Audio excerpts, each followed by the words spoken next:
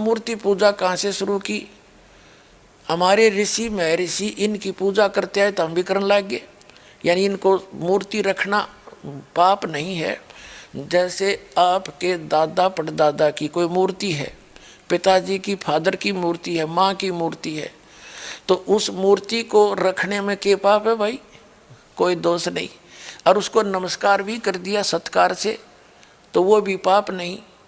मतलब कहने का भाव ये है कि हम किसी मूर्ति को रखते हैं, अपने माता पिता को की मूर्ति है तो वो बुरी नहीं है, लेकिन उसको भगवान मान के पूजना ये गलत है।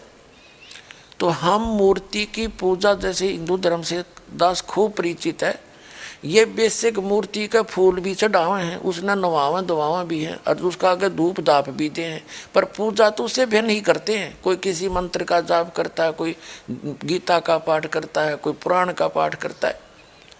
और फिर भी इनसे कोई पूछता है, जैसे दास विष्णु जी का पुजारी था, हनुमान जी का, बाबा श्याम जी का, यानी जैसे सारे ही देवताओं के हम तो पुजारी थे जब तक ज्ञान नहीं था। तो फिर भी हमसे कोई पूछता था कि समाधि ध्यान लगाया करो। ध्यान लगाते क्या देखा कि भगवान तो दिखता ही नहीं, वो तो निराकार है। हम फिर भी अन्य परमात्मा को परमात्मा मानते थे, विष्णु जी को अपना इष्ट मानते हुए, साकार मूर्ति रखते हुए भी हम भगवान को कोई अन्य ही माना करते थे। ये हमारा डामाडोल ज्ञान था। अब परमात्मा, जैसे मुसलमान भाई कहते हैं कि हिंदू सब मानते सब खुदा हैं, तो ये उनकी अल्पज्ञता है, अध्यात्म ज्ञानहीनता है। जैसे वो भी मानते फरिश्ते हैं, उनको देवता कहते फरिश्ते को, हम भी मानते हैं फरिश्ते हैं और देवता हैं। और वो भी मानते हैं मुसलमान भाई के पूर्ण परमात्मा तो एक ही है, हम भी मानते हैं एक ही है। कहने का भाव ये है कि हम परिभाषा प्रभु की से अपरिचित हैं। तो 10 मिनट के अंदर आपको परिभाषा प्रभु की बताते हैं। जैसे एक तहसीलदार है, तहसीलदार को भी हम साहब कहते हैं। वो तहसील का मालिक है, स्वामी है। और फिर एसडीएम साहब है, वो से ऊपर हैं। फिर डिप्टी कमिश्नर साहब हैं, वो भी साहब कहलाता है, वो अपने डिस्ट्रिक्ट का मालिक है। फिर कमिश्नर साहब है। फिर मंत्री को भी हम साहब कहते हैं, मुख्यमंत्री को भी हम साहब कहते हैं, प्रधानमंत्री को भी हम साहब कहते हैं, और राष्ट्रपति जी को भी हम साहब ही कहते हैं। यानी ये सभी साहब हैं और सभी खुदा हैं। खुदा का मीन अपने सतर के स्वामी। तहसीलदार अपने सतर का साहब है, एसडीएम अपने सतर का साहब है, और डीसी अपने सतर का, मंत्री अपने सतर का, वो साहब है ही है।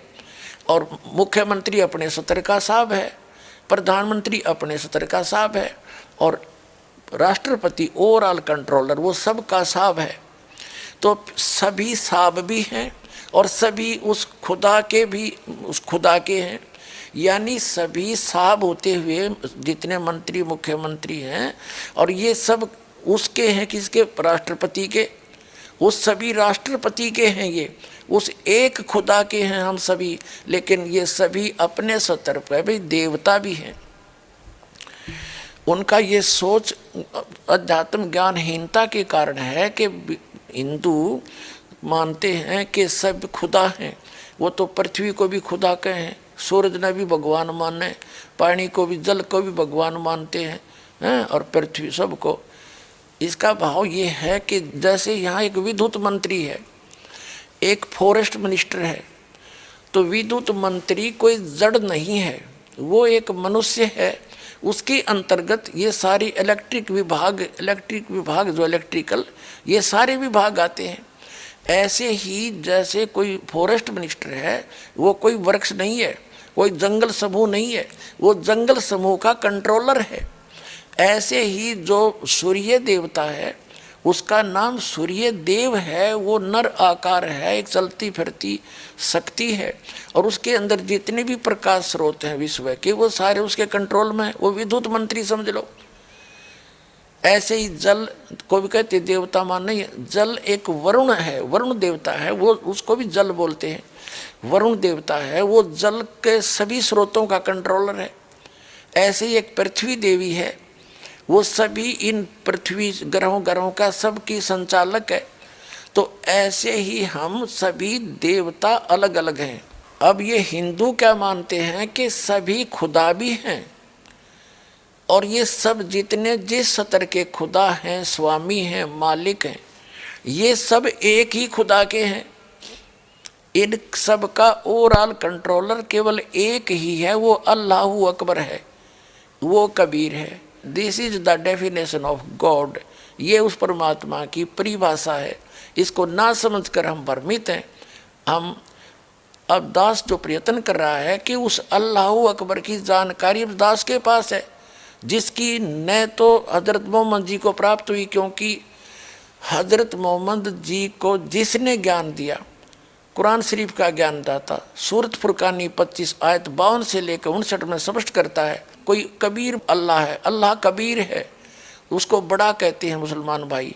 तो बड़ा भगवान है, उसकी जानकारी कुरान शरीफ का ज्ञान दाता भी नहीं जानता। वो कहता उसके लिए ये वही है, वो अल्लाहु अकबर जिसने 6 दिन में सृष्टि रची, 7वें दिन तख्त पर जा बैठा। और उसकी खबर किसी बाखबर से पूछो, इससे सवसीध है कि कुरान शरीफ का ज्ञानदाता भी उस अल्लाहु अकबर के से अपरिचित है, उसकी ना भक्ति से परिचित है, ना उसके ज्ञान से परिचित है। वो कौन है, कहाँ है, उससे भी परिचित नहीं है। उसके से ये दास परिचित है, वो बाखबर ये पर दास है। इसके पास आओ और अपना कल्याण कराओ।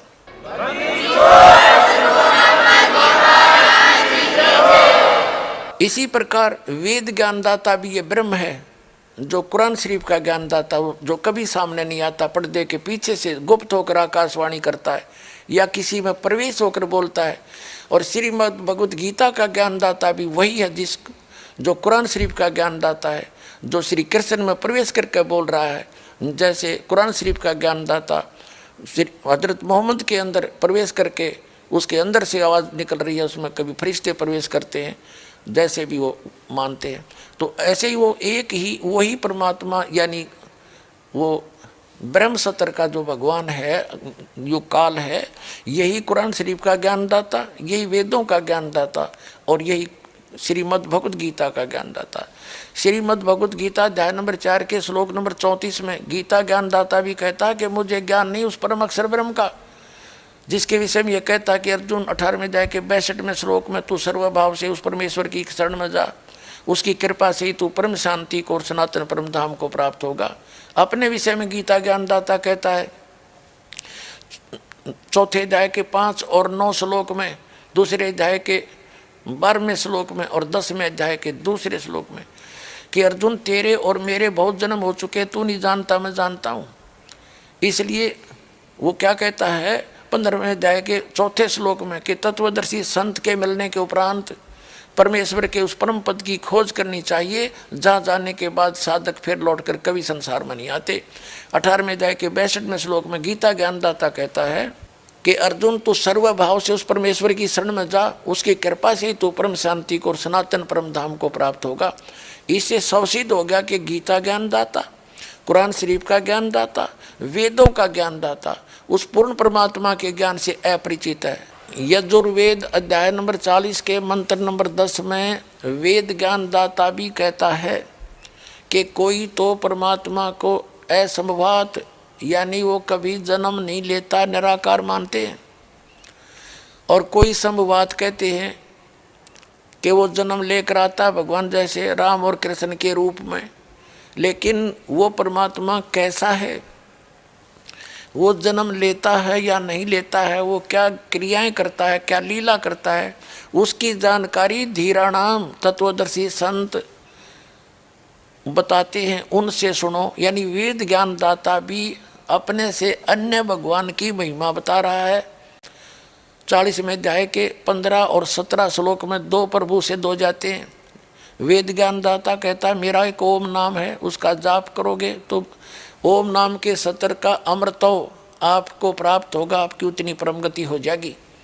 फिर 17वें श्लोक में कहा कि वो पूर्ण परमात्मा तो प्रोक्ष है, गुप्त है, मैं ब्रह्म हूँ, ब्रह्म लोक में रहता हूँ।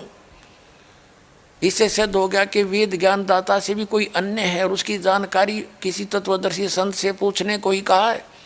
ठीक इसी प्रकार कुरान शरीफ का ज्ञानदाता भी अपने से अन्य उस अल्लाह अकबर यानी बड़े भगवान की तरफ की पाकी बयान करने को कह रहा है। वही समर्थ है, उसी ने 6 दिन में सृष्टि रची, 7वें दिन तख्त पर जा बैठा।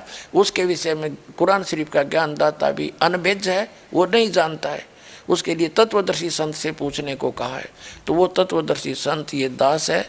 दास के पास कंप्लीट कोर्स है, कंप्लीट स्पिरिचुअल नॉलेज है। आइए और ग्रहण करिए, अपना कल्याण कराइए। बोलो सतगुरुदेव की जय हो।